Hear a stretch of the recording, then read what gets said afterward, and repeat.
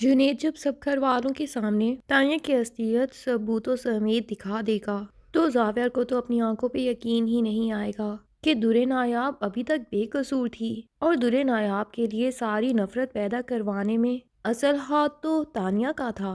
अब तो जुनैद भी कह देगा कि जावियर भाई, मैंने तो आपसे कहा था कि भाभी बहुत अच्छी, सब्र करने वाली और आपसे बहुत ही मोहब्बत करने वाली बीवी है, लेकिन आप कभी भी अच्छे हस्बैंड होने का सबूत नहीं दे पाए। वो हमेशा इस घर के एक कोने में पड़ी रोती रहीं, गिड़गिड़ाती रहीं और सबसे रहम की भीख मांगती रहीं। लेकिन बाकी सब घर वालों से आखिर क्या शिकवा किया जाए जब आपने ही उनका साथ नहीं दिया। कितने प्यार से लेके आए थे ना आप उनको इस घर में, क्या क्या वादे किए थे आपने उनसे उस टाइम, क्या कोई एक भी वादा पूरा कर पाए आप? कभी अकेले में बैठ के अपने दिल से पूछिएगा जरूर। इधर गजनफर को भी मौका मिल जाता है, जहां निगार हमेशा यही ताना देती रहती थी कि आपकी बी जान ने ही उस लड़की को सर पे चढ़ाया हुआ था और उन्हीं की शय थी कि जावियर इस लड़की को दुल्हन बना के घर तक ले आया।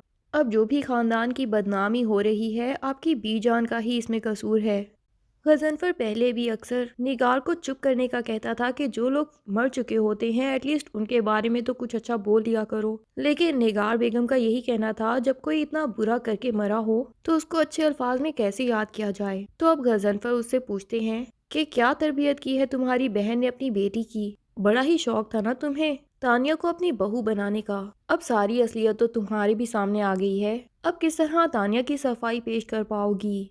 निगार तो अभी भी शर्मिंदा नहीं होती और कह देती हैं कि अभी भी कसूर देखा जाए तो इसी दुरे नायाब का है। ना वो अपनी अदाओं से मेरे बेटे को फंसाती तो तानिया की अगर जावेर से शादी आराम से हो जाती तो उसे ये सब खेल नहीं खेलने पड़ते। गजनफर भी इरिटेट हो जाते हैं और कह देते हैं कि ओ गॉड, अब तुम अपनी भांजी को इस हद तक प्रोटेक्ट करोगी कि उसकी गलती भी तुम्हें गलती दिखाई नहीं दे रही। ये तो शुक्र है कि अभी उसकी असलियत सिर्फ जुनैद के सामने है। अपने बेटे को रोक तो सकते हैं, लेकिन सोचो जरा, अगर उसकी ये हरकत पूरे जमाने के सामने आ जाए तो क्या इज्जत रह जाएगी हमारी फैमिली की। और अभी भी जो इज्जत बिगड़ी हुई है इसके पीछे तुम्हारी सी भांजी का ही हाथ है।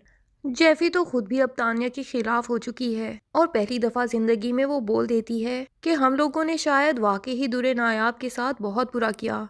मुझे तो अफसोस हो रहा है कि मैंने उनके कैरेक्टर पे इतनी बुरी बातें कर दी, तभी तो उनको इतना शदीद गुस्सा आया कि मुझ पे हाथ ही उठा दिया, वरना आज तक मुझसे सख्त जुबान में बात तक नहीं की थी उन्होंने। गजनफर अब ये हुक्म सुना देता है कि हम लोग आज के आज ही दुरे नायाब के घर जा रहे हैं उससे माफी मांगने और उसे मना के इस घर में लेके आने। लेकिन निगार बेगम भी कह देती हैं कि मुझे कोई शौक नहीं है उस गवार लड़की से माफी मांगने का या उसे अब वापस इस घर में लेके आने का। आप लोग जो भी करना चाहते हैं शौक से कीजिए, लेकिन मैं आपके किसी भी प्लान में शामिल होने वाली नहीं हूँ। गजनफर भी पहली दफा निगार बेगम के साथ बहुत ही रूडली बात करते हैं और कहते हैं, आज तक मैं तुम्हारी किसी भी बात से इख्तलाफ नहीं किया, लेकिन आज मैंने जो ऑर्डर दिया है तुम्हें भी साथ ही चलना पड़ेगा क्योंकि तुम ही सबसे ज्यादा कसूरवार हो। और तानिया को भी लेके चल सको तो लेके चलो, वरना उसकी तरफ से भी माफी तुम्हें ही मांगनी पड़ेगी। अगर आज तुमने इस बात से इनकार किया तो फिर अपना भी कोई ठिकाना ढूंढ लेना, क्योंकि इस घर में फिर तुम्हारी भी कोई जगह नहीं बचेगी। मजबूर हो के निगार बेगम को भी साथ चलना ही पड़ता है और ना चाहते हुए भी वहां जाके दुरे नायाब से माफी मांगनी ही पड़ेगी। लेकिन जब ये लोग वहां पहुंचते हैं तो पता चलता है कि दुरे नायाब की दादी इन सब तकलीफों को बर्दाश्त ना कर पाई और इस दुनिया से ही रुखसत हो गईं। अब तो जावियर को मजीद अफसोस होता है अपनी माँ के रवैये पे कि दुरे नायाब का इस दुनिया में और था ही कौन। ले दे के एक दादी की ही तो बात किया करती थी और वो भी उस बेचारी से छिन गई। अब उसे दिल से एहसास होता है कि मैंने और मेरे घर वालों ने इस दुरे नायाब के साथ जितने जुल्म किए हैं, पता नहीं खुदा भी हमें इसके लिए कभी माफ करेगा कि नहीं। जावियर तो उसी दिन ही दिल में सोच लेता है कि मैं आज के बाद दुरे नायाब के साथ किसी को ऊंची आवाज में बात तक करने नहीं दूंगा और इस घर में वापस लाके उसे वो पूरे हकूक दूंगा जो कि माँ अपनी किसी भी अमीर लाई हुई बहू को देती।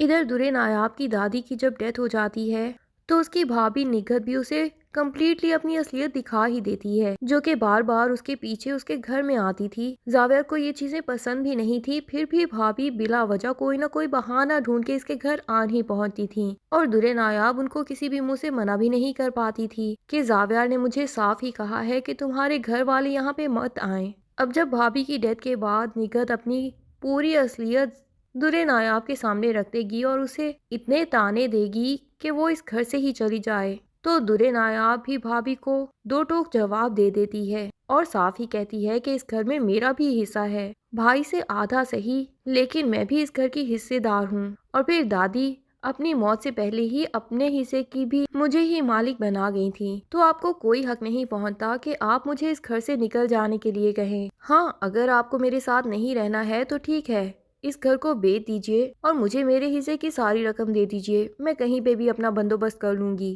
نگہت کی آنکھیں تو پھٹی کی پھٹی رہ جاتی ہیں کہ اتنی معصوم ساری زندگی نگہت کی ہاں میں ہاں ملانے والی اور اس کی تھوڑی سی ڈانٹ کے ڈر سے ہی پورا گھر چمکا کے رکھ دینے والی درے نایاب کو آخر یہ زبان لگ کیسے گئی؟ اسے تو یہی لگتا تھا کہ درے نایاب ہمیشہ بھولی بھالی سی ہی رہے۔ اگر قسمت سے اس کی کسی اچھے گھر میں شادی ہو ہی گئی ہے تو یہ نگہت اس کے ساتھ چپک گئی تھی تاکہ اپنے بچوں کا بھی فیوچر سیکیور کر سکے اور زاویہ سے اتنے پیسے نکلوا سکے کہ درے نایاب اس کے بعد اپنے گھر والوں کے بارے میں، اپنے بھائی اور بھابھی کے بارے میں بھی کچھ سوچے۔ اب تو درے نایاب بھابھی کو یہ باتیں بھی سنا دیتی ہے کہ آپ کا بھی پورا ہاتھ ہے میرا گھر برباد کرانے میں۔ بھابھی تو بالکل لاجواب ہو جاتی ہیں کیونکہ کہہ تو درے نایاب صحیح رہی ہوتی ہے، بھابھی چاہ کے بھی اسے اس گھر سے نہیں نکلوا سکتی۔ اب جب زاویار اور اس کے گھر والے عزت سے درے نایاب کو دوبارہ منا کے اس گھر سے لے جائیں گے، اس کے بعد بھابھی کی لالچ دوبارہ ٹپکنا شروع ہوگی۔ لیکن اب جب درے نایاب بھابھی کی ساری اصلیت دیکھ چکی ہے تو یقیناً ان کی باتوں میں کبھی نہیں آنے والی۔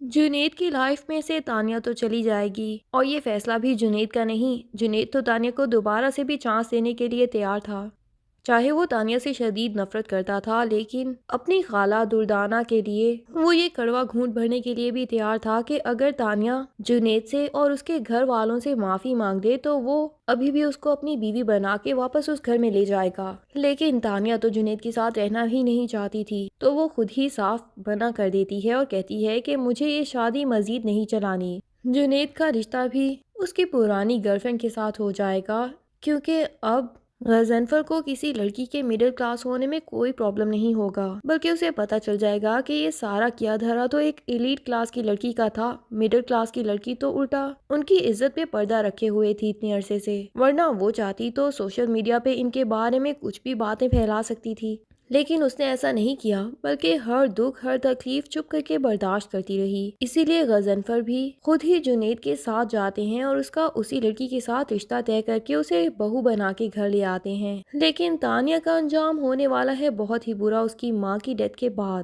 کیا انجام ہوگا تانیہ کا، یہ جاننے کے لیے ڈرامے کی نیکسٹ ایپیسوڈز کا انتظار کیجیے۔ تب تک کے لیے اللہ حافظ۔ ویڈیو پسند آئے تو لائک اینڈ کمنٹ ضرور کر دیں اور چینل کو سبسکرائب کرنا نہ بھولیے۔ Thank you.